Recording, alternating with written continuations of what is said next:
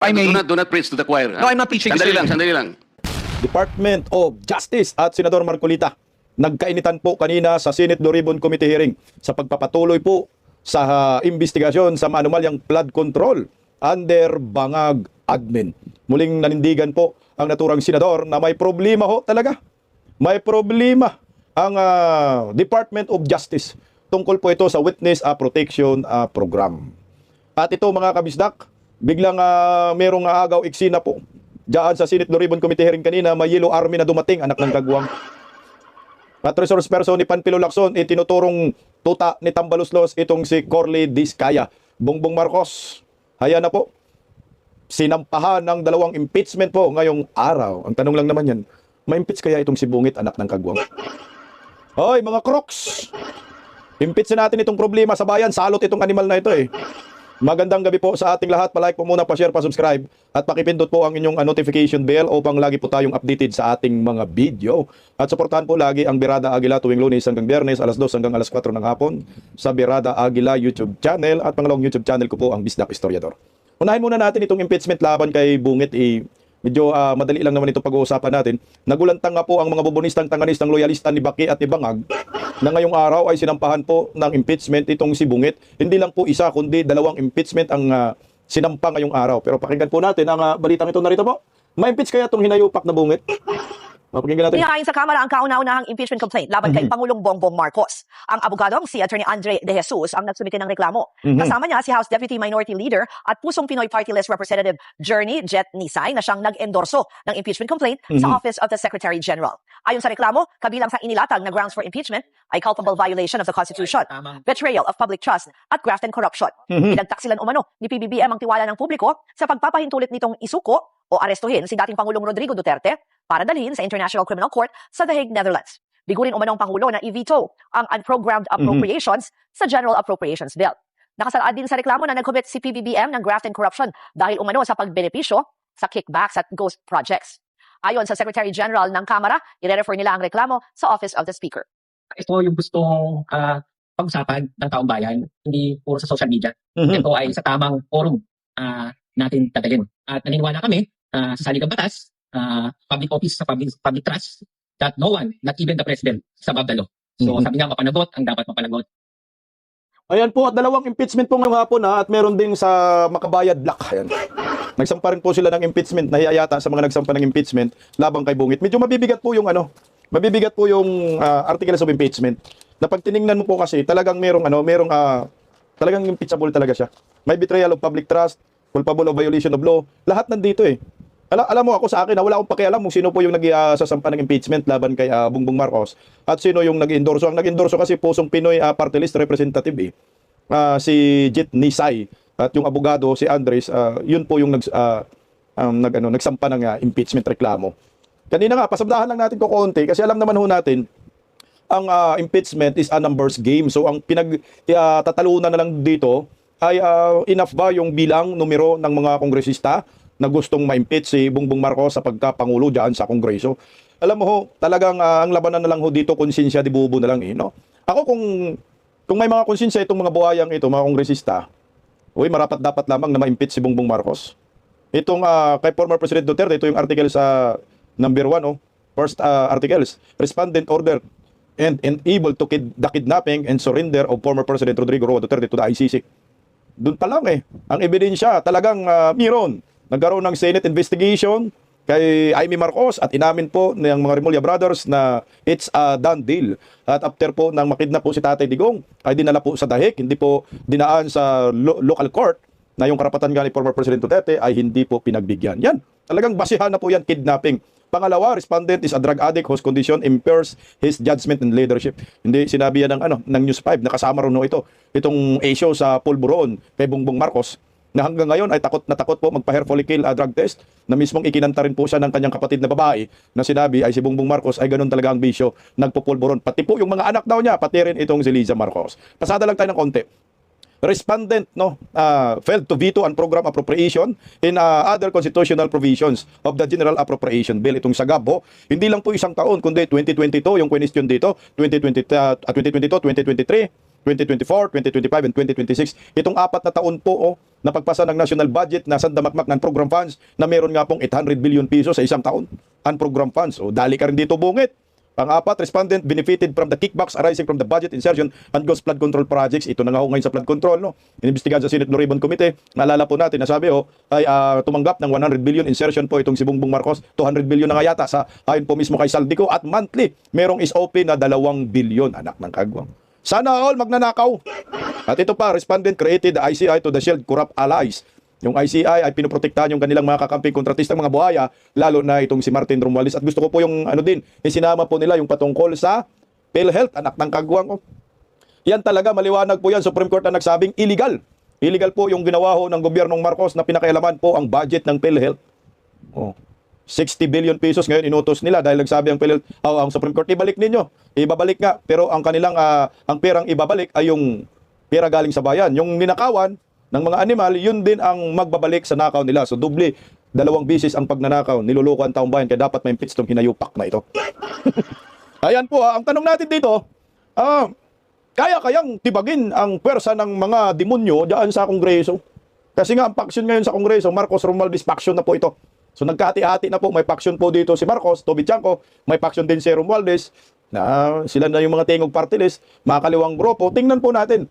Kasi nga, sabi nila na kaya umanong ipagkanulo itong si Bongbong ng mga alipores ni Martin Romualdez, lalo na po yung mga nadismaya nung panahon ng impeachment labang kay Vice President Inday Sara, 150 million at merong letter release projects na hanggang ngayon siguro ay wala pa rin. Kaya ang pinaka-excited, merong excitement na impeachment ay kay Bongbong Marcos. So, sana matuluyan ka ng hinayupak ka kasi lahat ng mga articles of impeachment swak na swak sa inyong katrayduran. Gaba talaga di magsaba, no? Okay, so punta po tayo ngayon sa Senate Blue Ribbon Committee hearing na kung saan ay itinuturo po ng resource person ni Panfilo Lacson na si Corly Diskaya ay tuta ni Bungit. Ito yung may kaugnayan nga sa property na bumili si Tambaloslos at ang ginamit na front sa pagbili ng property ay si Corly Diskaya. Alam mo, Corly Diskaya, magsabi ka ng totoo para malaman po ng taong bayan kung gaano kakawatan itong si Martin Romualdez. Pinakulong na yung asawa mo, anak ng kamote, magsalita ka na. No? Ilaglag mo na si Martin Romualdez. O ito, pakinggan po natin, dumating po yung resource person ni surprise witness ni Panpi Lacson. Lang tayo ng konti. Anyway, pwede naman balikan tong issue, including the Cabral files later. But para lang ma-dispose na natin yung 2 bagong witnesses. Nakapag-administer na ba ito? Kindly administer the oath to Maria and Joy. Hindi ito yung mga real names nila, pero kindly administer the oath to the 2 new witnesses. Kindly stand up. Dali dito si Tambaloslos. Kindly raise your right hand. Do you solemnly swear to tell the truth, the whole truth, and nothing but the truth in this proceeding? Thank you. Please sit down. And ipaliwanag nyo lang kung bakit kayo naanditong dalawa. Kayo na yung magkakwento. Sige. Good afternoon po. Do we have their real names? Nandiyan naman sa invitation. Thank you. Okay, so we are working for our boss, Rico Ocampo, who was the previous tenant of 30 Tamarind at Forbes Park. 30 Tamarind South Forbes. South Forbes. Yeah. Kayo yung mga staff ni Mr. Rico Ocampo. Kami po, yes po, office staff po niya. Yeah. Na siya yung tenant doon sa bahay na naibenta noong April 2023. Go ahead. That is Continue. correct, Your Honor. And then, during that time, January 29, we were CC'd sa email sa boss namin that we are being evicted. January 31 at 3 Evicted p.m. na. Dapat nakalabas na kami ng place. Unfortunately, sa sobrang dami po ng gamit, we weren't able to comply with our deadline. So we have asked TJ Conti, who is the broker from Turnkey Properties. Nakipag-coordinate po kami to have an extension. And we were given until February 3, I think. To that was already 2024 po. And eventually you were evicted. And who informed you that you were being evicted? We were informed by our boss po. It was parang email po ng law firm. And then sinisi po kami ng boss namin for us to be aware that we have to leave the place by January 31, 2024 at 3 p.m. January, so Yeah, I was able to 2024. talk to your boss, si Mr. Rico Ocampo. And he made mention na meron kayong nakaharap nung you were forcibly being pushed out of the residence. Nabanggit niya si Carly Diskaya. Would you confirm that? That was February 1 po. Yeah. TJ Conti, he introduced us to the contractor, but he didn't mention the name. Kontraktor. Yeah. But how did you know that that contractor being referred to by TJ Conti is actually Mr. Diskaya? Well, actually, sir, we already mentioned to our boss nung lumabas yung mukha po ni Mr. Diskaya. Sabi ko, kamukha Saan lumabas ang sa mukha? TV po, when the flood control project is being brought up. During the hearings? Yes, during the hearings. Okay, so sabi so- ko sa boss ko, sorry about that. Sabi ko po sa boss ko, tsaka sa colleague ko, tingnan nyo, ma'am, tingnan mo pong maigi itong mukha na to. Hindi ba ito yung contractor na pinakilala sa atin ni TJ Conti? Duli ka And ngayon. we both agreed na siya nga. And he was physically there. He was physically there. How long did you talk to Mr. Diskaya? It's less than 5 minutes po, pero kasi 5 natandaan minutes? namin siya because he was the one manning the people na sinabihan pa na tulungan kami para mapabilis yung pag-move out namin. Kindly narrate the conversation that took place between you and Mr. Diskaya at that point in time. Okay, during February 1 po, it was just a short introduction by TJ Conti. He mentioned that he is the contractor. And then February 2, medyo nagtagal po kasi nakiusap na nga kami na we really cannot matanggal lahat ng mga gamit dahil sa sobrang dami.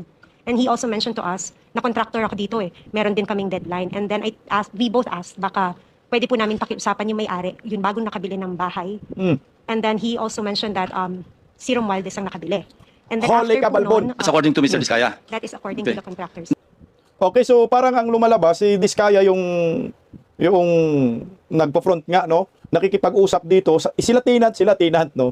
Tenant, tapos nabili na yung building, yung property na nandun sila nagtatrabaho at ang nakabili nga ay si Martin Romualdez. Si Martin Romualdez at ang humarap sa kanila, si Corley Diskaya. Ayan na, para maliwanag po tayo. Mga 5 minutes po nag-uusap, so posibleng hindi mo mamukhaan itong si Corley Diskaya. So ito na ho ngayon. So meron ng lead, no? Nagturo na. Namistulang tuta po itong si Corley Diskaya ni Martin Romualdez. O ito, ipinapaturo. Kilalanin mo. O narito. To the contractors. Now, nandito tayo ngayon sa pagdinig, ano? Kung makikita niyo personal, si Corley Diskaya, makikilala niyo? Ayan na. Yes, Your Honor. Pakituro nyo nga kung nandito siya sa loob ng session hall. Lapitan nyo na lang kung sino dyan sa among the resource persons. Ito na. Lapitan mo na lang at hawakan mo lang sa balikat, hindi magagalit yan. Ayan na, turo mo na. Ayan Your na, Honor, tinuro mo. Excuse me, you'll be recognized later. No? Tuloy lang natin itong Turo mo na, si Corley. Sige, miss. Pareho kayo, na-identify nyo na siya mismo yung kaharap ninyo Identify nga. na sinasabing ang may-ari ng bahay, si Speaker Romualdez, at kailangang umalis na kayo? Kindly answer, use the microphone.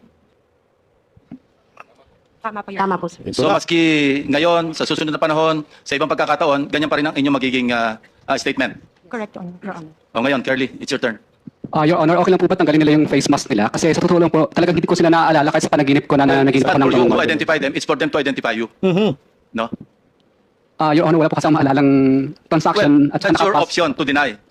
What we're establishing here is the fact that there are 2 witnesses present here under oath na sinasabing nagpunta ka doon at nine-name drop mo, totoo man o hindi, si Speaker Romualdez na siya nagmamay-ari, bagong may-ari ng number 30 Tamarin Street sa South Forbes. Ito yung mahirap kay Corley Diskaya, nandyan na nga eh. Ituro mo na rin. Aminin mo na, inutusan ako ni Tambaloslos, anak ng kagwang. Ikaw, Diskaya ka, kayo ang magsasaper niyan. Para sa akin, ito na ho ngayon, corner na, tinatanggi mo pa, mas maganda siguro aminin mo na inutusan ka ni Tambaloslos, putang ina, nagmistulang pinoprotektahan mo dito si Tambaloslos eh. Sabihin mo, na front ka lang ni Tambaloslos, lahat ng kita ng kumpanya mo, si Tambaloslos my shares. Anak ng kamote oh. Yun lang naman eh. It's not for you to be able to, hindi naman ikaw ang witness against them eh. I don't know if I'm correct. Secretary Bida, kindly help me out, or Dong, PG Dong. Tama ba yun? Wala siyang karapatan na i-identify yung nagturo sa kanya? Opo. Ang right to confrontation ho kasi kung yun ho ang iniisip ni Mr. Diskaya will come at the appropriate time. But for purposes of identification, ang kakailanganin lang po ay yung taong mag-identify. Correct. Sa taong kikilalanin. Thank you, PG Dong. Sige, say your piece. Your Honor, gusto ko po sana ma-identify po muna yung dalawang nagtuturo sa akin kasi kahit ni minsan po, hindi pa po ako nakakapasok sa South Forbes Park. Hindi ko pa nga alam kung ano mga uri ng mga bahay meron doon.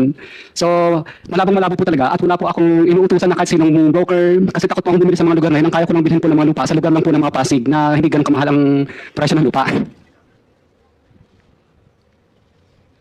Ikaw naman sasabing bumili ka eh. Hindi naman yan nila sasabi, ikaw ang bumili. Anyway, that's it, ano? Ang sabi, Mr. Chairman, contractor daw. Ikaw daw ang contractor. Yun ang sabi. Hindi sinabi ikaw ang bibili.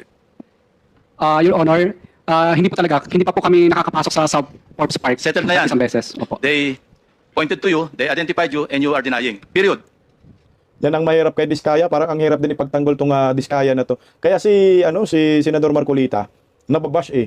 Dahil gusto ni Senador Marcolita na mapasok talaga to sa Witness Protection Program. Ang problema nga lang ho dito, talagang merong pagsisinungaling. May totoo, merong kasinungalingan. Nung una, kinanta sa Senate Blue Ribbon Committee dito si tambalustos, tapos pagdating sa Kongreso, biglang nagkambyo. So ngayon, ito, huling-huli na, tinuro ka na nga, 5 minutes kayo nag-uusap. Sabihin mo na, aminin mo na putang ina, front ka lang ni Martin Romualdez, tuta ka ni Martin Romualdez. Mukhang ikaw ang makukulong lang talaga. Si Martin Romualdez ay malaya ho, na nag-iikot-ikot ngayon kung saan-saan, baka nasa ibang bansa. Kaya nga ho, ito rin po yung pinagtatalunan ng Department of Justice at ni Senador Marcolita. Kasi nga, ito naman kasi si Diskaya yung unang tumugon sa panawagan ni Senador Marcolita, yung siya pa ay Senate Blue Review Committee Chairman, na magsalita kayo para maipasok kayo sa Witness Protection Program. Kaya nagkainitan po ang Department of Justice at si Senador Marcolita kanina. Narito po, panoorin po natin. I am happy that the chairman already encouraged the DOJ na kunin nyo na yung nakadetain sa Senate. Marami pa raw kaming nakadetain Grabe dito nga, para magdagulan mabuhat yan. yung aming detention area. Yung ba yung tawag natin, boss? Senate Airbnb ata ang tawag natin doon. O para lumuwag-luwag naman yun, sabi ng DOJ, opo, kukunin namin. Talaga, kukunin nyo? Yes, Mr. Chair. Thank you. Ito Sabi na, pa nga ng chairman natin, narinig ko kanina, Mr. Diskaya, kayo lahat na makipag-usap na kayo, baka sakaling mag-qualify kayo sa Witness Protection. Witness Protection Program. Mhm. Tama naman yun. Ang problema, Prosecutor Padulyon, ini-insist mo kasi yung restitution kaya tayo nagkakaroon ng problema. Will you Ito na. still insist on that? Sir, we never mentioned that restitution is a condition. Paulit-ulit po namin sinasabi yon, Mr. Chair, na hindi po siya kondisyon para ang isang tao ay matanggap o makonsidera bilang isang witness under the Witness Protection Tapos na Program. tayo dyan. Tapos na tayo dyan. Ang Kaya nga po, naging sinasagot problema, ko po kayo na hindi ko po namin sinasabi. Puta, Wala ano po kami ba, sinasabi bastos na restitution is a condition. So I'm not insisting on it, sir. hindi mo sinasabi ngayon, but when you were talking about a memorandum, yun ang sinasabi mo, there, pwede namin ilagay yung restitution because it is a matter of good public policy. Ano namang klaseng, kaya nga nahihirapan sila eh. Yung Diskaya, to my mind, were the first to apply under the Witness Protection Program. Ang problema, ang sabi ng then Secretary of Justice na Ombudsman, ay hindi naman basta-basta ganun. Kinakailangan isaulin ninyo yung ininakaw ninyo. Ang problema po doon, kung wala namang wala namang korte pa pong nagsasabi kung talagang sila ay nagnakaw o nakapagnakaw, sino pong magkukwenta noon? Correct. Tapos ano yung in-explain ninyo under a certain paragraph of the law, merong memorandum na kung saan magkukomply sila doon. Doon yung pinipilit yung restitution. And I think some of the potential witnesses that can be processed under that program, nagsipagbigay na ng kung ano-ano eh. Is that the truth? Only those who have been admitted into the program actually returned or made the restitution, sir. Why did they do that? They did that because it was their own initiative or you required them to do that? It was an agreement between the Department of Justice through the Secretary of Justice, sir, and the witness applicant po. That is the problem. The agreement is based not on the provision of the WPP. Sabi ko kung sinasabi ng WPP, it cannot be a condition. Kahit na sa memorandum, huwag mo ipipilit. Hindi po pwede yun eh. Kasi sinabi ko sa iyo earlier, and I think I should tell it again to you, sabi nating mga abogado, the spring cannot rise higher than its source. The law itself is the source. Ang spring, yung memorandum mo. Pinipilit mong ilagay sa memorandum yung restitution eh. O kaya mayroong ako nababalitaan, parang mayroong gustong umatras. Magkano ibibigay? At kanino ibibigay? Sino mag-account nun? Sino nagsabi nun na kung mangongolekta kayo sa DOJ? Di ba abuse of discretion yun, Mr. Tiba-tiba Padulyon? sila dyan. Tiba-tiba. No, it is not, sir. What is it? It is not abuse of discretion. What The is parties, if I may be allowed to answer, Yes, sir. what is it? Yes, sir. If the parties both agree to the terms and conditions contained in the memorandum of But you agreement, cannot there is no impose an abuse. agreement. You cannot impose an agreement which is not required by the law, especially Correct. if you will put restitution there. How can you do that? Mr. Chairman, sir, yung restitution po, yung memorandum of agreement is a product of an agreement between both the Secretary of Justice, representing the DOJ and the WPP, and the witness applicant. Wala pong abuse doon kung pareho po sila nagkasundo. Paulit-ulit na po namin sinasabi na ito tayo, naghahanap tayo, naghahabol tayo doon sa mga taong nangurakot, tapos itong mga tao na umamin at handang magsoli, ayaw nating tanggapin yung kanilang sinusoli. Ano ho ang nakikitang mali doon? Para po sa amin, para ho maibsan kahit papano yung sakit at pagdurusa ng ating mga kababayan na nakikita nila na napakalaking pera ang nawala. Ano ho ba yung maibalik natin yung kaunti? And remember, Mr. Chair, if I may... Do not preach to the choir. No, I'm not preaching, Sandali sir. lang, sandali lang. Tayo na kasi itong DOJ na to, ipagpipili talaga nila yung kagustuhan po nila. Merong gusto daw magsauli. Wala nga eh. Pinilit lang ninyo, ang kapalit hindi kasuhan. Ang kapalit magiging witness protection, magiging nasa witness protection program, state witness. O tangina, hindi naman po binibili ang pagiging state witness. Sigun po sa kanyang kwalifikasyon. Yung pinupunto dito ni Senador Marcolita, yung batas. Sundin natin yung konstitusyon. Wala sinasabi sa konstitusyon para magiging qualified ka na magiging state witness ka, dapat magsauli ka kasi hindi pa nga nagkaroon ng katunayan kung ikaw ba talaga nagnakaw. Kung nagnakaw ka, magkano? Kasi ito po tama, grave abuse of discretion po ito. Nag-uusap ang witness protection na WPP, di ba? At saka yung DOJ, sila lang nag-uusap. Memorandum, hindi po pwedeng ganun kasi wala nga sa batas. Pag memorandum lang yan, kayo lang naglulukuhan. So ibig sabihin, parang anong tawag diyan? Kinukutungan ninyo yung mga taong involved dito at kayo ang kumita, nasan yung pera na yun? Bakit pinipilit po ninyo? tingnan mo ha, lahat tayo gusto po nating mapanagot, pero kapuna-puna yung ginagawa ng Department of Justice na ito ay pagtatakip sa katotohanan. Paano po? Kasi nga, ikaw magbayad ka para gawin ka naming state witness. Magbayad ka, hindi ka namin kakasuhan. Diskaya, hindi nagbayad, kaya kinasuhan, pinakulong, anak ng kamote. Saan yung tamang proseso dito? Naabuso nga, yan ang tinatawag na abuse of discretion. Hindi po pwedeng ganun na hindi tayo sumunod sa batas. Kaya nagkakagulo dahil sa bindaluho ninyo, wala naman sa batas yung ganun eh. Kung ganun na lang ang sistema, para bang magnakaw ako, magbalik ako ng sauli. Parang maibsan ang galit, hindi po naiibsan sa 150 million. Trilyon ang ninakaw, mga hinayupa kayo. Tapos milyon yung binalik. Ang taka natin kung maibsan ang galit natin, galit na kami sa inyo. Kaya gusto ni Senador Marcolita, makulong ang dapat makulong, maituro ang mga mastermind. Itong si Diskaya ngayon, alam niya kung sinong mastermind. Lalo na lumalabas na tuta pala siya ni Martin Romualdez. Paano magsalita yan kung hindi siya pinoprotektahan ng Estado? Anak ng kagwang. Tuloy sino? Lang. Ang pinag-uusapan natin, these people are supposed to be potential witnesses for the state. Correct. Kailangan tulungan natin ang Estado para ma-prosecute kung sino-sino ang dapat managot. Tama. Kaya nga natin sila ilalagdag. Mahirap ang gagawin nila. Malalagay sa alangin ang buhay nila. Kaya Mismo. nga yung witness protection is for them. Correct. Sa title lang makikita mo, witness protection in interest para sa kanila yon. So yung memorandum of agreement, ayun ay dahilan lamang para masiguro mo na sila makikipag-cooperate. Kasi kahit na sila na-approve under the witness protection program, but they will not cooperate based on the memorandum, pwede mo siyang i-discharge eh. Alam mo, the court can still do that. At saka yung final approval ng witness, state witness, nasa court yun eh. Huwag Korte mong kukunin naman. yun eh. Kaso, Correct. isinasama ninyo yung restitution. That is the problem. And I will object to that. Palaging mali yun eh. Paano yung kay Diskaya? Pinipilit ninyo na mag-restitute. Sabi niya, ewan ko kung pinag-usapan ninyo. What did they tell you, Mr. Diskaya? Your Honor, kung magkano pang i-restitute po muna namin. Ano sabi nila? Magkano daw? Ako po, hindi ko po masabi kung magkano po. Kasi para sa akin po, parang kami pang nanakawan. Parang Correct. sabihin, parang modern day na pagnanakaw. Ibig sabihin, yung nakaw ba? Siya pa magbibigay ng pera dun sa ninakawan niya? Parang ganun po. Sabi niya kanina, it's the agreement between the applicant and the DOJ. Did you agree that you will restitute any money to the DOJ? Wala po pang maibibigay po. At saka, O yan na nga, because wala kang maibigay, hindi kanya ipoprocess under the Witness Correct. Protection Program. Is that not? Correct? hindi ko pa alam, Your Honor, kung... Oy, Mr. Chair, paano to? Ito si Mr. Diskaya. Tingnan mo ha, parang pag nagbigay ka kasi ng pera, parang inadmit mo na nagnakaw ka. Itong mga Diskaya, sinabi hindi. Nasa legal kami, nakukuha namin yung pera. Na mayroon kaming proyekto. So hindi kami nagnakaw kasi tama rin naman, no? Paano ba sinabi, pag nagbigay ka ng pera, sinabi mo rin magnanakaw ka, tapos yung pinagnanakaw mo, binigay mo dun sa ninakawan mo. Dapat talang ganun. Kailangan idaan natin sa tamang proseso. Inalok, hindi nagbigay. So ngayon, kinasuhan. O ano ho nangyayari ngayon? So yung mga nagbibigay, ina-admit na nila na mga magnanakaw talaga sila. Yung pirang milyon-milyon kinuha nila ay galing talaga sa nakaw. Pinanindigan nilang mga magnanakaw sila. Pero ito, na iba kay Diskaya dahil negosyante, naninindigan pa rin sila na wala silang ninanakaw. Pero merong mga SOP nga na kinakanta niya ito si Martin Romualdez. Ito na naman ngayon, nagiging front pala siya ni Martin Romualdez. Kailangan makuha ito ng Estado. At masecure mo yung kaligtasan ng pamilya, ikanta mo lahat. Kanta mo kasama si Bungit. Hindi nga nila pwedeng ikanta kasi ito nalapit na kay Martin Romualdez. Pag malapit kay Martin Romualdez, malapit din kay Bongbong Marcos. Sino bang kontraktor ni Bongbong? Diskaya. Wala namang iba. Yung building ni Lisa Marcos de Intramuros, sino kontraktor nila? Diskaya. Putang ina, malapit po sa katotohanan. Ang Diskaya ay tuta ni Martin Romualdez at kontraktor ng mga Marcoses. Tuloy po. Yeah, he was the first kakaing asawa niya who applied under the WPP. The problem is, ang sabi ng dating DOJ Secretary, hindi, kinakailangan isoli muna yung mga pinagnanakaw. Hindi po pwedeng ganun-ganun lang. So, paano ngayon siya mapoprocess if that was dangled? Paano siya mapoprocess to begin with? May I be allowed to respond now, Mr. Chair? Ito na. PG. Thank you, sir. Sir, Mr. Chair, una, sabihin ko lamang po no, na kasinungalingan po yung sinasabi ni Mr. Diskaya na agad-agad silang sinabihan na magsoli ka. Ang pinag-uusapan po dito, bago man lang makapagsabi ng ganon, kailangan munang makita kung ano ang gusto at kayang sabihin at patunayan ni Mr. Diskaya at Ulol. ni Mrs. Diskaya doon sa kanilang salaysay. Prosecutor Pero General. hindi po sila nakikipag-ugnayan sa department, kaya hindi po sila mabigyan ng kaukulang proteksyon at hindi po ma-process yung kanilang application. So yung sinasabi po ni Mr. Diskaya, from the hearing of November 14 in the Senate Blue Ribbon Committee, there was never a chance or an opportunity that Mr. Diskaya and or counsel even approach the department despite the proddings of the chairman. Mr. Ano ba yung title mo? Mr. Prosecutor.